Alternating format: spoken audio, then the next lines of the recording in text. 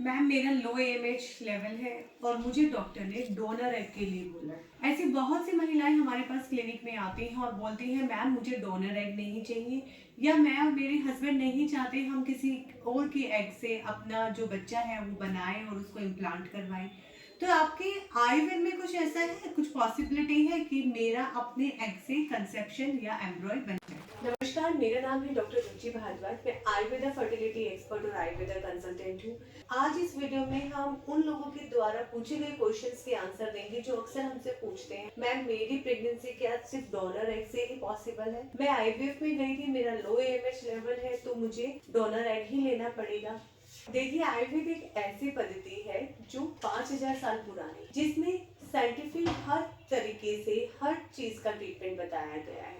वहीं गायनी में यानी कि आपकी प्रसूति में जब किसी भी फीमेल को इनफर्टिलिटी या बच्चा ना होने की शिकायत होती है, तो उन सब के लिए अलग अलग ट्रीटमेंट और कुछ मेडिसिन के योग होते हैं, जिसमें एग ना बनना, क्वालिटी में पुअर बनना, या कंसेप्शन किसी और वजह से tubal blockage, PCOD, immature egg बनने की वजह से नहीं पॉसिबल हो पाता, उन सारा हम एक ट्रीटमेंट प्रोटोकॉल बनाते हैं।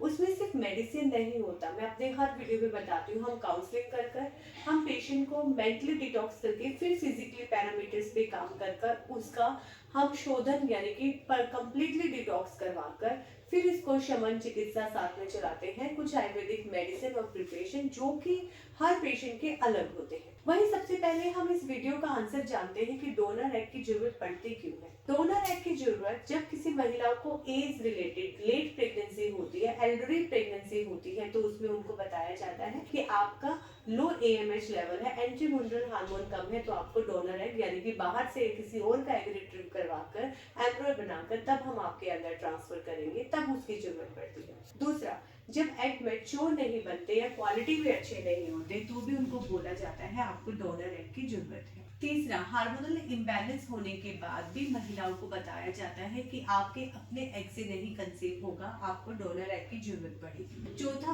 पुअर लाइफस्टाइल और डाइट और न्यूट्रिशन ना होने की वजह से भी समटाइम्स आपका जब प्रॉपर न्यूट्रिशन एब्जॉर्प्शन नहीं हो पाता, तो भी आपको सलाह दी जाती है कि आप डोनर एग ले लीजिए। मेरी कितने ही पेशेंट ने जब कंसीव किया है तो उनको पता चला है कि उनको तो सैरोगेसी तक के लिए बोल दिया गया था, और आज वे कंसीव कर पाई हैं सिर्फ आयुर्वेदिक ट्रीटमेंट से। तो अब बात करते हैं कि आयुर्वेद इसमें क्या करता है। आयुर्वेद में बहुत सारे मेडिसिन हैं। सबसे पहले अश्वगंधा। अश्वगंधा जो कि आपके स्ट्रेस को कम करता है, स्ट्रेस को बॉडी से रिलीज करता है, इवन मेंटल स्ट्रेस के साथ साथ फिजिकल स्ट्रेस को भी बॉडी से रिलीज करता है। दूसरा, शतावरी, जो कि आपकी यूट्रस को स्ट्रेंथनिंग देती है और आपकी एग क्वालिटी को इनहेंस करती है। उसके साथ साथ आयुर्वेद में पंचकर्मास होते हैं, जैसे कि वमन कर्म। मैं अपनी प्रैक्टिकल प्रैक्टिस में बोलती हूँ कि मोर देन 60 से 70% पेशेंट वमन कर्म के बाद लो एमएच के पेशेंट कंसीव कर जाते हैं नेचुरली। अगला हम जो पेशेंट को देते हैं वमन कर्म के साथ, हम उसे विरेचन भी करवाते हैं।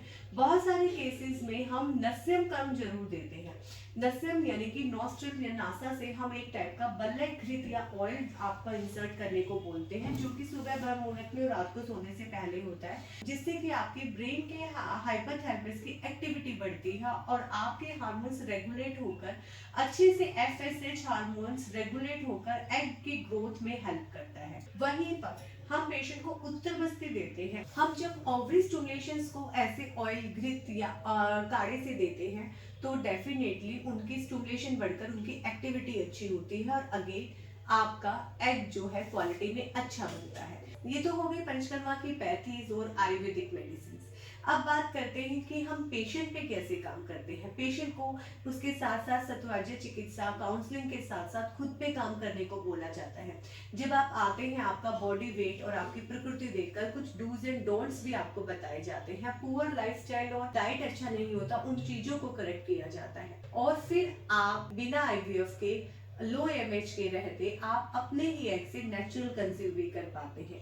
काफी सारे केसेस में देखा गया है कि महिला का यूट्रस बहुत वीक होता है, या फिर वो इतना ओल्ड एज होकर हमारे पास आती हैं 43 या 42 में, जिसमें कि उनमें मोनोपोज एक्टिविटी उनके यूट्रस में हो चुकी होती है, यूट्रस कच्चा हो जाता है, श्रिंक हो जाता है। ऐसे केसेस में हम आप ही के एग रिट्रीव कर हम एग क्वालिटी इतनी अच्छी बना देते हैं कि आपका एम्ब्रॉय बन जाता है, आपका ब्लास्टोसिस्ट भी बहुत अच्छा 5 दिन बाद डेवलप हो जाता है, और फिर वो जो ट्रांसफर होता है तो इम्प्लांटेशन भी सक्सेस होने के चांसेस बन जाते हैं।